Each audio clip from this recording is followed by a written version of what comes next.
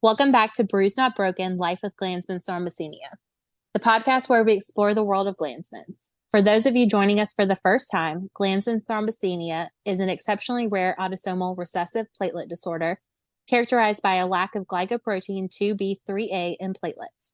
This leads to significantly prolonged bleeding times. It's estimated to affect just 1 in 1 million individuals. This podcast is proudly presented by the Glanzmann's Research Foundation, and I'm your host, Taylor. I'm flying solo today as Peter had some last minute stuff pop up, but it doesn't mean that this episode will be lacking in entertainment. In this episode, we're diving deep into Robie's unique journey with Glanzmann's. Robie is a fantastic guest, and you're definitely in for a treat as we explore his life, his unique perspective on aging with GT, and the power of laughter and facing adversity. First off, Robie, thank you for rolling with the punches today. I don't think today went according to plan at all for me. Thank you for becoming our guest today. Well, I'm honored to be here. It's rolling with the punches kind of goes along with GT because that's pretty much what we do every day. You're not wrong at all. Nothing really ever goes according to plan when it comes to GT.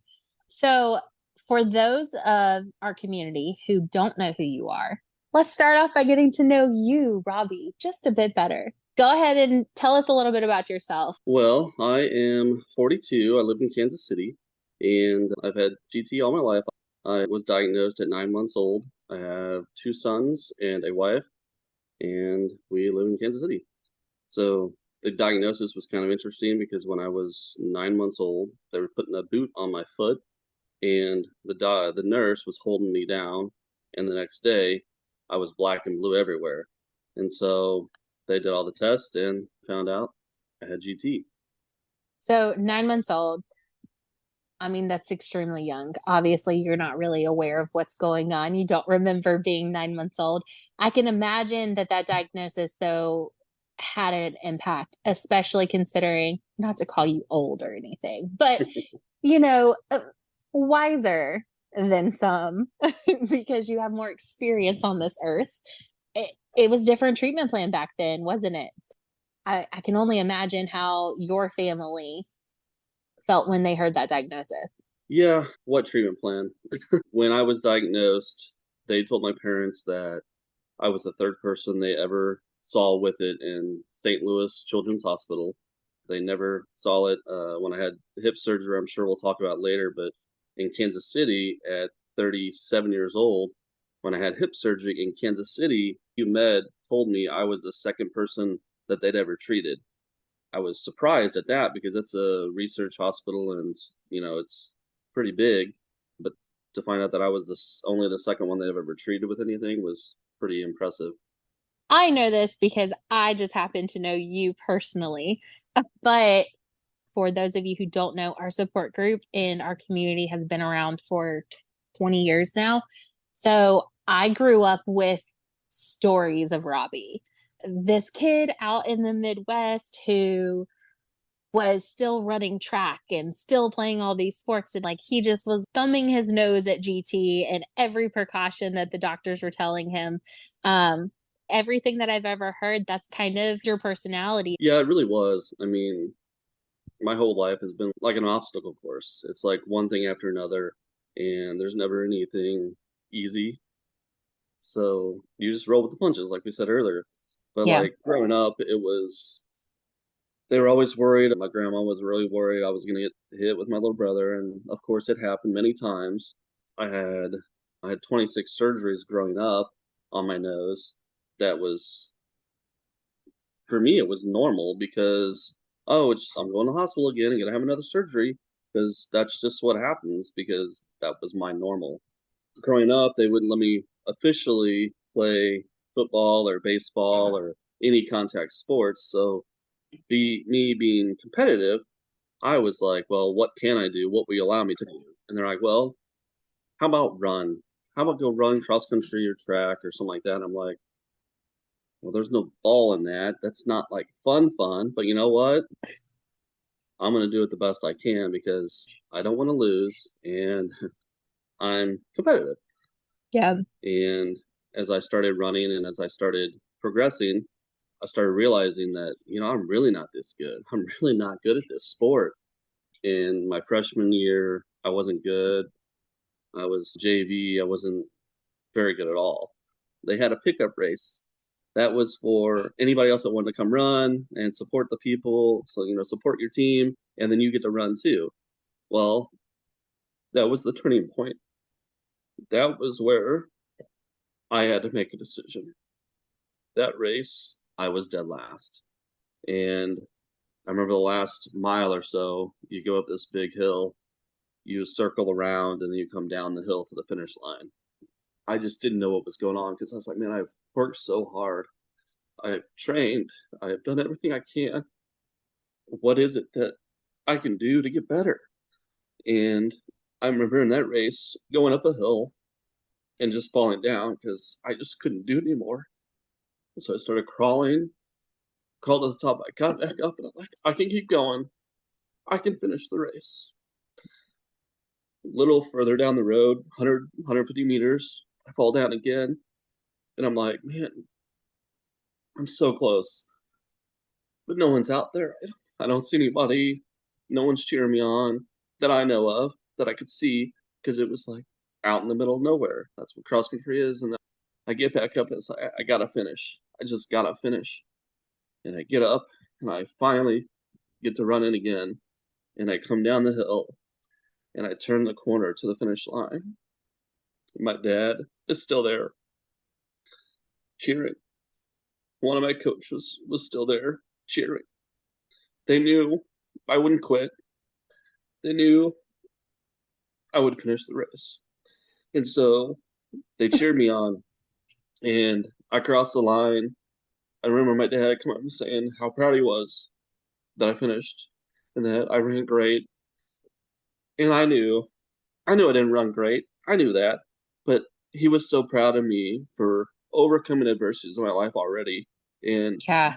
doing everything I could do to be better. And he saw me training. He saw me doing everything. He's like, there's something wrong. I don't know what it is, but there's something wrong. Like, you work too hard to be where you're at. And he's like, I mean, it comes to a point where it's either maybe this isn't your sport. Maybe we don't do this, but I think we gotta get you checked out. And that was the turning point because little did I know, I mean, yeah, I knew I was kind of anemic, but little did I know that when I went to the hospital that they checked my iron level and my iron level was 3. I can't remember. Normal is what, 80 to 100 something. It's something like that. Yeah. I was at Not 3. not three. Yeah. Now, I did have some other things I knew was going on that I didn't tell anyone because that's not how I do it. I just roll with the punches.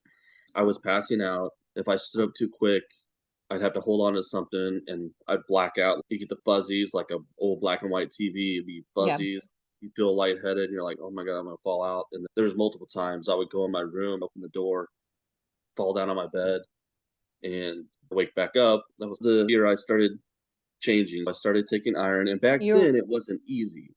I was 15, 14, 15. I couldn't just go to the hospital and get an iron infusion or anything. Or if I could, they didn't tell me back then. And so they put me on iron tablets, and I'd been supposed to be on iron tablets my whole life. I never liked them for obvious reasons, but I started taking them. They told me to take a couple weeks off, and I'm like, I don't take weeks off. I mean, I have to go run. But so a year later, as a junior, I went from running 34:25. I went back and I was on varsity the next year and ran, it was like 17:26 or something like that. So I cut my time in half. And that's where my running career really took off by sophomore track season. So it was just crazy that my body was so deprived of iron that as soon as I started taking it, everything started working. Did they have any theories as to how, like, were you having joint bleeds? Or, I mean, I know even to this day, doctors try to say that GT patients don't have joint bleeds, but I mean, were there any bleeds that were happening that you could connect the dots as to Yeah. why your iron was so low? For me, I just had nosebleeds all the time, and Okay. it was And just, that's where these surgeries came in. and I would just constantly have surgeries. Now, when I got older, I started being able to take care of myself a little better and try to keep it as moist as possible and not have as many bleeds. But other things would happen, like because I wanted to play other sports too, I'd go hang out and I'd play baseball and play football, and me and my brother would wrestle, and I'd be black and blue, so I'd get bruises too. But as we progressed with my running career, like the second graduated high school and went to college, and I came back to Farmington, and during that freshman year of college is where I believe I first met your mom. And I didn't really meet her, but I like talked to her a little bit, and she got in contact with my stepmom somehow. I don't know how they found each other, but then she started telling me stories about Julia, and it was just like, wait a second, there is someone else out there with this, because I come from a small town and there was like no one. No Yeah. one knew it. Go to the hospital, like, what is it again? And you have to tell them everything. And so we would just go to St. Louis and go to Children's. But when I first heard, I'm like, okay, I went through the hardest part, I think, of GT, and now there's another little girl in Georgia that is having these issues. What can I do to help? Yeah. Like, I want to help. What can I do? Because I want her to have a better life than I did. And at the time, all I could do was run. And so that's when we started the Fearful Holidays run. And You're gonna make me cry now because I still have that t-shirt, the long sleeve t-shirt.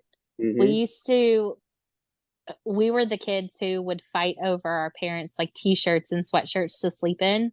hmm And the minute mom got that t-shirt from y'all, it was like the prized possession of the three of us. Yeah, we fought over that. And I, not to pat myself on the back, but I might have possession of the shirt now. So I'm the uh ultimate winner. But Dr. Wilcox has one. Yep, we sent him one. That's where we found out about his research too, and that's why we started raising money and just sending it in. I don't remember how much we actually raised. It wasn't a whole lot, but it was something. We did it 3 straight years, and I had a good friend help me put it on. His name was Brad Coker, and Yeah. he did all the background stuff and the behind the scenes things, and made it happen. And I just basically showed up and raced and invited people, and it was a lot of fun. I do remember that either it was advice from your stepmom, but your story was the first one where cauterization was a no-go for nosebleeds because it was something that kept being brought up for Julia because she had just as many nosebleeds as you did when she was younger. And there were some that they just couldn't get to stop. And they wanted to cauterize every single time. And I just remember when my parents pushed back, the the response they got from the doctors was, we don't know that will happen. And my mom, I just remember being like, no, I know somebody personally where this has happened and we're not risking that. So when Yep. you go in and you cauterize, you're fixing the problem now. But if you're having 26 of them done, what I mean, what's the potential negatives? They did that a little bit, and then they quickly realized maybe we shouldn't do this. And they constantly packed my nose a lot. And over time, I developed a little hole in the septum. They were like, well, what can we do? Do we just let it go, or find a way to put something in there to, like, keep the nostrils separate? And so they decided to come up with what they called a button. And all my life it was, hey, let's put this in. And when they put it in, it was basically a little, started little because my nose was little, and then as I grew, the hole would get bigger. Well, they used to stitch the button to the septum, and they found out that was killing the septum, and it would deteriorate the septum, and the hole would get bigger.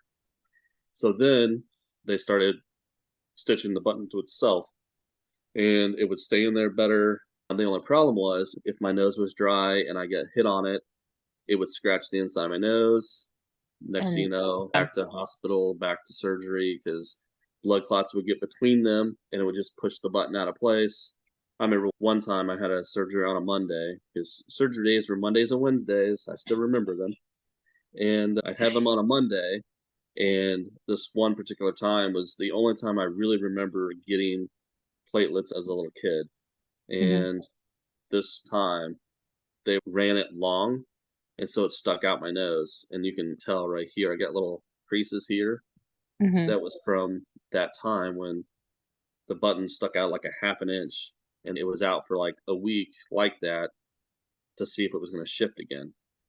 The next week I came back and the bleeding had stopped and everything, and they had cut it back to where it tucked back in my nose, and I was good to go for a while till I got hit or whatever the next time. But it was like you never knew when I went there what they were gonna do. Like they tried so many things back then. They did the whole cocaine thing. They It, tried that on me, and all I know is it didn't help me. And my parents told me that I was a crazy man. Like I don't know what happened, but they said all I wanted to do is run down the hallways. I wanted to get on the elevator, ride the elevator up and down. I jump up and down, jump up and down. I was just like going nonstop oh throughout the my hospital. gosh. Who had to deal with you jacked Yeah, up on liquid cocaine? yeah. They were great. Julie always took care of me. It was like my little mini vacation. I just show up Yeah. and I knew, hey, this is what's going to happen this day. I get to go down the playroom, paint porcelain things. I get to play video games on the old school computers. Yeah. St. Louis Cardinals. Fred Bird would come every once in a while. WWF was in town one weekend when I was there, and I got two autographed pictures. I basically lived in that hospital for 18 years. One of the things that I think is a trigger word, especially for those of us who've been in the community for such a long time, is when somebody is like, I just want my child to feel normal.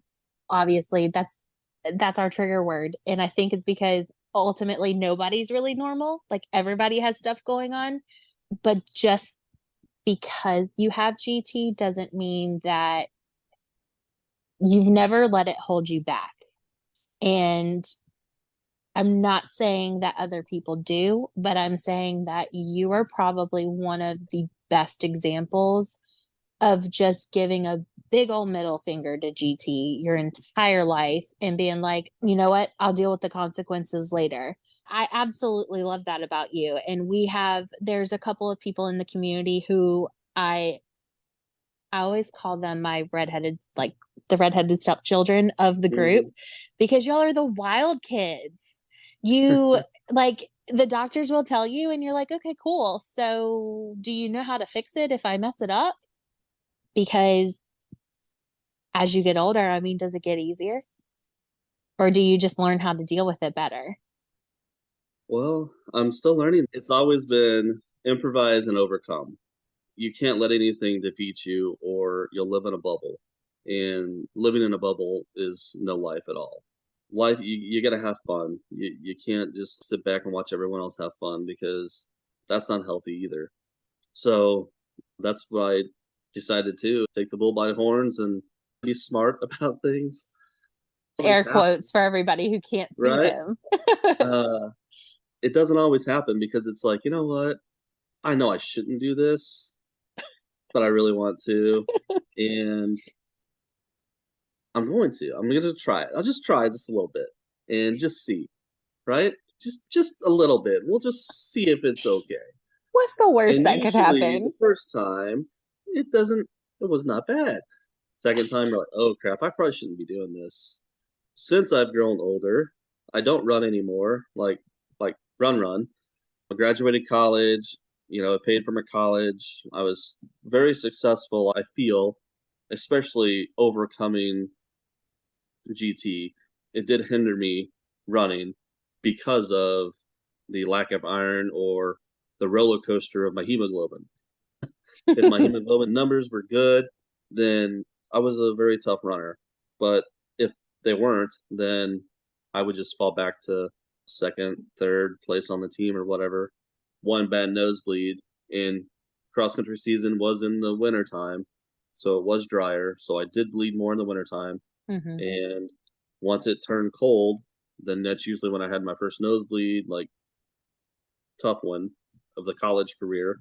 And it's like, okay, how long is it going to be till I'm normal? I got so many weeks until I'm ready to go. But I would get back and I would go out there and give it all I had. Another thing that happened, I was training. I never had rolled my ankle my whole career, ever. Like I'd roll it, but it wasn't bad. This time it was bad. I did it on a Thursday, warming up for a workout, rolled it, and I'm like, I go down and I'm like, what just happened? Like, I couldn't believe it. I looked at my ankle. My ankle was like the size of a basketball. It was huge. Okay, maybe not that big, but it was huge. I can imagine though that I it couldn't, yeah, was pretty it big. swelled Yep. up. It was big. I couldn't walk. I was like, what's going on here? This is not good. They go get the coach. They get the cart. They wheel me in. They're like, man, this is not good at all. You're not gonna be able to go because we were leaving. That was on a Thursday. We were leaving Friday to go to this race in South Dakota, and I'm like, coach, I have to run tomorrow because we just fallen out of the rankings. And he's like, dude, you're gonna stay by. You can't go. And I'm like, what'd you say? Did you say can't? And so I went down there Friday morning, That was and I showed up Friday morning. He's like, what are you doing? I'm like, coach, we just fell out of the rankings. I have to go run. And he's like, you can barely walk. Like, you can't run a 5 mile race. I'm like, yes, I can. He's like, okay, you're going to have to go down the trainer. You're going to have, if they tape you up, you're going to have to prove to me that you can run without a noticeable limp. I'm like, a noticeable limp? So we go down, they tape me up, and the whole time the trainer, he's just like, are, are you serious? You're gonna try to run with this? So I go and we race and we beat, I don't know, I can't remember the place we got. We got third or fourth. I just remember crossing the finish line and I was in so much pain. And I just crossed the finish line and I just went down, and a couple of my teammates came and picked me up, took me out of the way, and just like, dude, I don't understand how you just did that, but that was a heck of a race. your parents say when you told them about that? Because this was at They, college, right? this was at college, yeah. They were, I mean, it didn't shock them.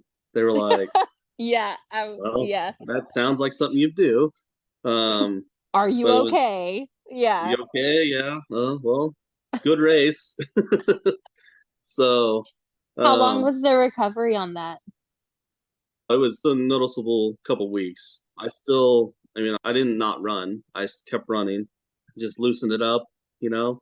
I did take it easy, but it wasn't, Hmm. hey, I'm not gonna run today. It Yeah. was ice bathing it all the time, and I remember going down there 2 or 3 times a day just to get it better. Since then, I still play stuff I'm not supposed to. I still play softball. I got a hopefully a championship to go in tonight, but we'll see about that. League championships.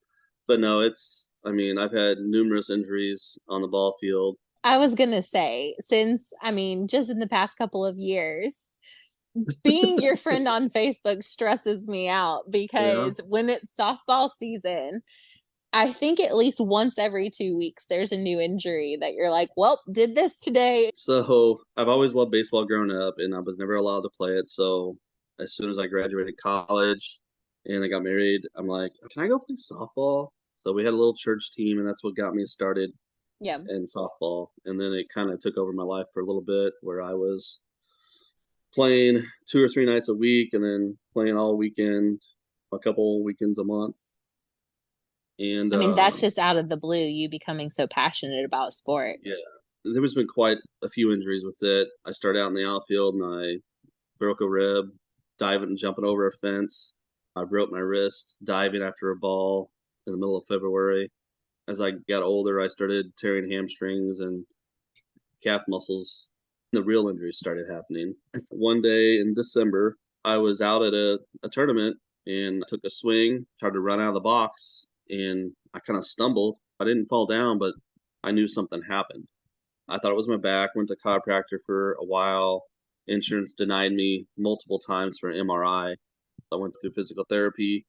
Chiropractor tried to get an MRI, they denied it. I went through 6 weeks, came in one day on crutches, and my physical therapist was like, dude, I don't know, but I can't walk. And for me to say, I can't walk, It's bad. he's like, oh, this isn't good then. There's something Hmm. major wrong. I'm not touching you until we figure out what's wrong. Yeah. Yeah. He got denied for an MRI too. And then they sent me to a back specialist. They denied them. Finally, they pushed it through. They MRI'd my back. They're like, oh, well, the good news is your back looks great. The bad news is we need a second MRI because we think it's your hip. I was 37 at this time, still playing ball, still doing all that. Comes April, I played a tournament, came home, and then drove to St. Louis for Easter. Got to St. Louis, got out of the car. I can't walk again. Pair of crutches, of Got course. to, got to. And so I had them, took them there. My wife was kind of mad at me for showing up so late on Easter. And then I woke up the next morning and I'm like, honey, I can't move. She's like, well, you played ball all day yesterday. I'm sure you can walk enough to go to church with us and all that stuff. And I'm like, I'm really trying, but I really can't. But I can't. And little did we know that I had a broken hip. So it Yeah, was broken the entire time. yes. So I had AVN, avascular necrosis, where I lost blood flow to my joint, my bone. The Mm. bone started dying. So it had probably already died. And then in December, it fractured. By the time we got the MRI in April, it had already collapsed. So my bone wasn't round anymore. It was like a half moon shape. And the top had just collapsed on top of each other. And it was very painful, but self-employed, improvise, overcome, kept working, kept playing when I could. We had just started this new team and I had to do what I had to do. And so little I know that October 2018, I had my first surgery. Well, it was a hip replacement, right? It was a full hip replacement at Yep. 37. First time they were really cutting on me, I guess you could say. All my other surgeries, they never really cut on me. Yeah. And this was a very stressful, nervous time. I had two boys. So for me, it was like, I'm going to be all right, right? Yeah, I'm going to be all right. I can do this. Yeah. And in the back of my mind, they're always thinking, I hope I'm going to be all right Yeah. because I have a wife and two boys that depend on me, and I just have to be okay. My oldest one was in third grade, so he was probably 8. And so we do consults, make a plan, talk to hematologists, and wound up using platelets. I'm one of those that have never had Novo 7. It's always been platelets and blood and iron infusions. I had 1 unit of platelets before surgery, and I told the surgeon, I bleed. I'm really good at bleeding. So be ready. He's like, oh, we'll be fine. In and out, 45 minutes to an hour, no big issues. So we had the first unit. I had checked. I was doing good. It was like 14 before the surgery. Which, by the Um, way, those are like pro numbers for yeah. hemoglobin, guys. hmm Like, Yeah. I'm impressed, I was like feeling good. And the crazy thing, like two right? weeks earlier, I was like at 15.9. I'm like, man, I'm feeling Oh great. yeah, you were like, heck And yes, let's then, have this surgery. right. And so something happened for like 2 weeks before surgery. I don't know what, but I went from like 15.9 to like 14.2. And I'm like, Yeah. just another day in the walk in the park kind of thing. Yeah. Well, after that, we do surgery, and my surgery was supposed to be like 8 o'clock in the morning or something like that. Well, the next thing you know, it's like, oh, well, you're going at noon. Well, so I go back in the back, and everyone's still in the waiting room, and it's no longer noon. It's 2 o'clock. And then it's 3 o'clock, and I'm like, why? Like, people are going in, people are going out. Everyone's having surgeries, but not Robbie. He's just sitting there waiting. And my only thinking is, okay, they're scared of what's going to happen. So they're putting me at the end Yeah. of the day. And little did I know that I'm guessing that had to be the plan. Yeah, So somebody was like, "Are you sure that you can get this done in an yeah. hour?" And so I just sat back there, prepped and waiting, had my platelets, and then going to surgery at like 3 o'clock or something like that. Well, 6 hours later, I showed up in my room.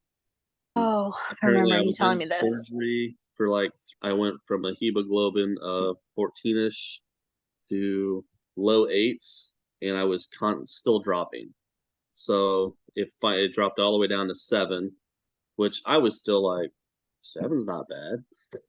I'm all right. I could do this. But I was getting pretty like lethargic because I hadn't been that low in a long time, and I was older. I was 37, so that was not the best thing for me. But I was in the funny thing was like, oh, it's a hip surgery now, and back then it was like, hey, you come in on Monday, have the surgery, you stay Tuesday, you go home Wednesday. You'll be in and out in 3 days. I'm like, wow, that's pretty impressive.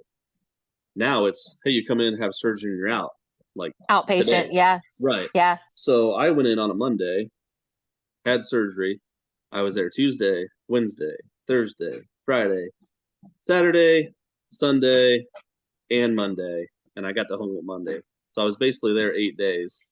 It was really a roller coaster of the hemoglobin and watching my blood go down and then stop and then start to slowly creep back up. I think when Yeah. they let me go, I had 3 units of platelets and they had iron infusions for 5 straight days to try to get me pepped up, I guess. What happened? Was it just you bled so much during surgery, or did you have a bleed that didn't heal after the surgery? So that I'm not really sure on. Okay. I didn't. I think this is all me making Yeah. this up in my mind because I don't know really, but I think I bled a lot in Yeah. surgery, and I know the surgeon. Well, I know the surgery had to have had some like conflicts because it took so long. So I don't know really the details of what was in there. I mean, they never really told me Yeah. anything that happened, but I was in there way too long. I bled way too much, and they got me stitched back up. They gave me Amicar, I believe, out after surgery. I had a unit of platelets after, and then the iron infusions. But that got me, that took a long time to recover from. But I have something to compare it with now because I've had the other hip done, Yeah. and it was night and day. Like Yeah. from the surgeon to hospital, other than the Right. second hospital trying to give me blood thinners. I think I called you that day too. You were like, hold on. Hematologists, they're trying to give me, not my hematologist. This hospital is trying to give me blood thinners, and I'm telling them, do not give me blood thinners. I'm like, no, everyone has them. I'm like, I'm not everyone. And they're like, well, Yeah. our hematologists, they've seen lots of GC patients. I'm like, Nope. you have no Don't idea trust what you're you. talking. Don't trust So you I called, immediately. yeah, the second hip surgery was phenomenal, and this is the Yeah. one I had to, you know, I was in, great doctor. Uh, he was like, I was the first one in Kansas City to be doing these. I got you. We'll be fine. Walked in, felt comfortable. This time they gave me 2 units of platelets before, and then I had needed nothing else. Like, he was But in and you, out. 42 minutes, I think, is what he told me, and he was done. yeah. And it was just that hip, the left hip feels way better than the right still, even though it's new, but the right one took so long for me to recover because I lost so much blood. Yeah. Second one, I was like, man, I think I could play ball today. I actually But think I remember you making a joke like that, like within days of you being yeah, home from surgery. But I can assume that the anxiety probably quadrupled before the second hip surgery, just it because did. of how bad the first one. I went not necessarily bad, but unexpectedly the first one went. Right. I was definitely more nervous the second time. I was 5 years older, I guess. I was 44 years older. So Yeah. So I was definitely a little more nervous. Your kids were Um, old enough to Kids are understand. older; they understand now. My first surgery, my oldest one, he was kind of old enough to understand, and he Hmm. was like, he was so scared. He thought I was gonna die. He really did. Yeah. He came to the hospital. He curled up in my bed, didn't want to leave. He was just so worried because I was in there for 8 days. The second one, I was more worried than anyone else because it's like, okay, I survived this once. I think I'm pretty tough, but I just don't know what tomorrow has anymore because Yeah. you just don't know. And I was nervous. I tried to play it off as it wasn't because that's what I do. Yeah.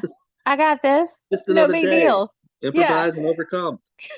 So, but I knew I was in good hands with the surgeon, and I just trusted him and trusted the medical team, and they came through. I was in and out of surgery, and a couple hours was from the time it started to the time it ended. The surgery itself was only 45 minutes, 42, I think is what he said. And I was stitched up, minimal bleeding. He said it was one of the smoothest ones he's done. And it just went, everything lined up perfect. The platelets did their job, and the speed of the physician definitely helped the second Yeah. time. And so in the hospital for 3 days, almost like a normal person, Almost. almost.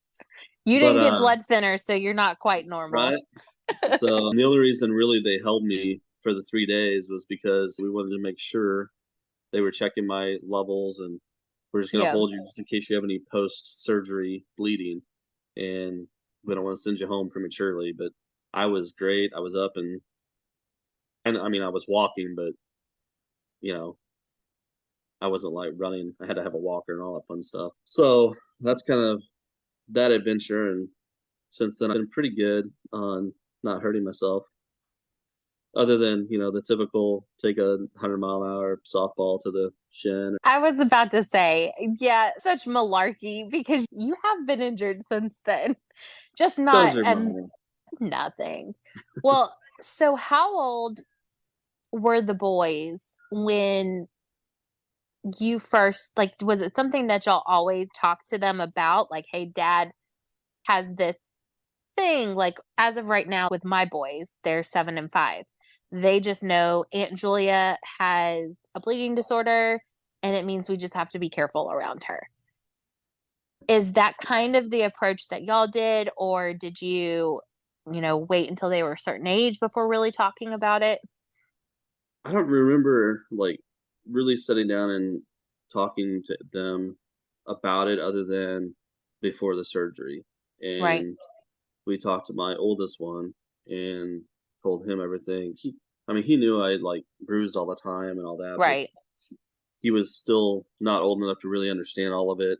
Hmm. And still now, I mean, he'll ask questions and I'll tell him, and we wrestle. It's fun for now, but he's getting big and I was about to say I'm getting old. But he's a I still gotta let teenager him know. I now. still gotta let him know. He's 13 and he's very athletic and he's pretty strong. So Yeah. it's kind of I got my days are numbered before I can't wrestle him anymore. But I still gotta let him know who dad is. So Yeah. my youngest one, he's like the life of the party. So he's not. I mean, he's athletic and stuff too, but he's just not. He's not my competitive clone, if that makes Right. sense. My oldest one, he's me. He's me without GT. Oh my gosh. So Oh it's gonna my be fun to goodness. watch him in Yeah. high school and college and whatever he chooses to do. But yeah, it's crazy when you have kids like you see your personality in them. You know what they're going to do before you do it because that's what you would have done, Yeah. and it's just interesting. Yeah, so that's kind of cool. Well, so I feel like with guys it's different than with girls, right? Like with guys with GT, having kids is always still on the table. Whereas with like girls, it's not necessarily it some can, some can't, right? But no matter what, it will end up being intense. Did you and Allie, before having kids, did you do any type of genetic counseling or anything? Was it one of those, this is so rare, we're not really that concerned about it? Or, you know, Well, you're smiling. we had we've had two babies that are miracles. They really Right. are. When we tried to have Tucker, like we couldn't get pregnant, we couldn't get pregnant, and then we got pregnant through having help, and we lost our first one. We tried again, we miscarried the second one, and then finally we got Tucker, and we at that time we were like, we hope he's we hope he's normal, Right. but even if he isn't, like, Yeah, who else better to have him than me? Like, that's so true. I can take care of him. I can do it. And we wanted a kid so bad that it's like, you know what? If it happens, then we'll deal with it then. We'll roll with the punches. Right. We'll do it. But we did have him tested after he was born to see, and he had, obviously he's a carrier, but he got the good gene from his mama. So, and the same with my youngest. We never had him tested, but he's 10 now and And never shown any no symptoms. Yeah. signs. It was very hard for me because all I can give them is GT. That's all I have.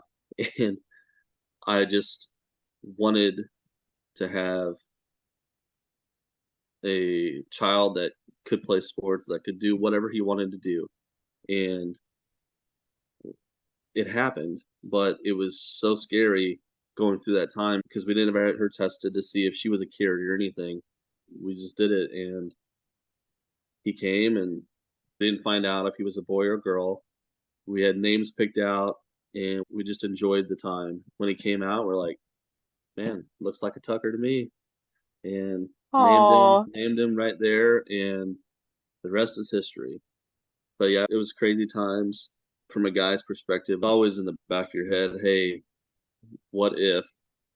yeah. Because we know, I mean, it's not like, hey, I have a good gene and a bad gene. No, I have both of them. They're both bad. They're both terrible. So the best I can give them is not good. So we knew the risk going in, and we decided, we're gonna roll the dice and go with it because that's just what we wanted. Well, and like you said, even if one of the boys had had GT, who better to parent him than somebody who has grown up with it and who knows how to manage it on themselves. Yep. So, I, and I like that perspective on it a lot because if you think about it in a way of like, if your parents didn't have GT, right? They Mm-hmm. had no preparation whatsoever. And, but you have some.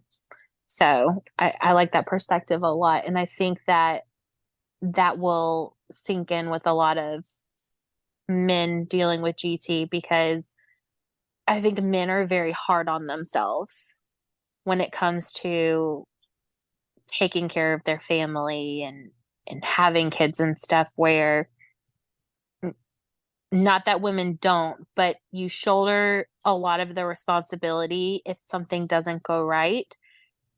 But then you internalize that. Even us just talking about this now just shows that I mean, it is okay. Like it's okay for certain things not to end up okay. And then when they do end up okay, like, oh my gosh, like how much more amazing is that? So, yeah, I'm just so proud of you. Like I'm not trying to be cheesy or anything, but I am. I'm just so proud of you because it's it's not easy having GT. It's not easy. I mean, it's not easy being as and I don't want anybody who listens to this think that you're selfish or anything like that because this your competitiveness, your wanting to go out there and play sports and everything, you can't help that. Like that is part of who you are. And if you were to even try to lock it away, I mean, It I wouldn't don't be want to healthy. imagine how, yeah, like, Yeah. It's yeah. like So you've made from it work for you. And like with cross country back then, it was like that was my way to escape reality. Like I could go out and I could go for a run and I could go push my body to the limits and I could forget about home life. I could forget about everything else that was going on that might not have been so good. And it was just me and the pavement and it was just me out there doing me. yeah. And nothing could stop me but me. And I mean, that's the same thing.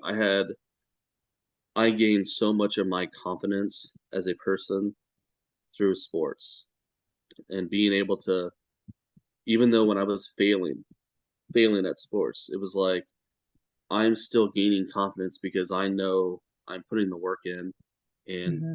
one day I will see the results. Right. And and that goes for any of us and anything we do. Like you can't quit. You can't just stop doing things because it's not working. If Right. you truly want to do something, if you truly love something, you have to work hard for it. That's marriages, that's jobs, that's athletics. If you truly love it, you have to work hard for it. And don't let anyone get in your way of telling you that you can't do it. You control you. And one day, you know, I'm going to look back and be like, you know what? I just can't play ball anymore. I can't do it physically. And that's when I'll have to step away. But luckily, right now, it's like I'm getting there. I'm close to like, I'm just sit back and watch my kids now. And because it's so much fun watching those boys go out there and just play ball. And they both play soccer. My eldest one runs cross country. And They're super smart kids. They play soccer. Absolutely. Only the best sport in the world. yeah, Well, we also know though, like if the day that you have to like step away from softball, I honestly see you just like redirecting that focus into something that doesn't require you to move around too much. So, like in 5 years, I I fully expect that like Robbie is the Midwest champion of cornhole or something. Like, you uh, know, just or of ping pong. Like, yeah, I because you never first it was know, running, then it was right? softball, and I don't see you stopping. You You got never know. We shall see. I well, might just sit back and enjoy being a dad and watching the boys play for a while, and then maybe when I'm 50, I'll make a comeback. come out of retirement. Come out of it. Well, so we always ask this question in every single episode. It's kind of become a tradition. If you were to talk to your younger self today, what would you tell him about what the future looks like? Hmm. Well, it's bright. It's always bright. So I would always like as a young, as an old GT patient to a younger one, I would say I can look back on my life now and know, had I done A, B, and C, my life would have been a little better. Had I taken a little bit better care of myself as a younger person with GT, because I was a little rebel, I guess you could say. Um, Now I'm not saying don't do everything I did, but I'm saying, hey, take care of your nose a little better, all that stuff. And um, with technology now, it's a lot easier too to make sure iron levels are up, to make sure your blood counts look good, and by doing those kinds of things, um, athletically, I would have been that have been a better route back then. So if you look in the future, whatever. But in general, everything else though is, you know, keep having fun, keep living like you want to live, not that you are in a bubble. Like, don't ever stop believing that you can do something that people tell you can't. Just keep trying and put the work in, and the results will happen. And that applies to everything in life. Relationships, sports, put the work in and the results will come. So, in closing, I do want to extend another massive thank you to you. You were, you didn't know what a podcast really was before this. I did not. I mean, I've heard about them before, but I mean, I have not. showed your age a little bit. I did try to like listen to a couple of years earlier today. Like Yeah. I was like 2:30. I'm like, I gotta figure this out real quick. And I listened to a little bit of the one from Boston. I'm like, oh, okay, I think I got the hang of this. Yeah, it's nothing too scary. And Yeah. you did good, kid. You did You know, good. I guess you can teach an old dog new tricks. For everybody, I do encourage you to visit our website at www.curegt.org. You can also connect with us on Facebook. You can reach out to us via our CureGT website. And we're also extremely proud of our amazing support group on Facebook, which now we have around 830 members. It is an absolute testament to the incredible strength and solidarity of our community who happen to be scattered throughout the entire world. Everyone in this group is welcoming and understanding, and they make it just an incredible safe space. And also, as I always say at the very end, remember, while you might be one in a million, you're definitely not alone.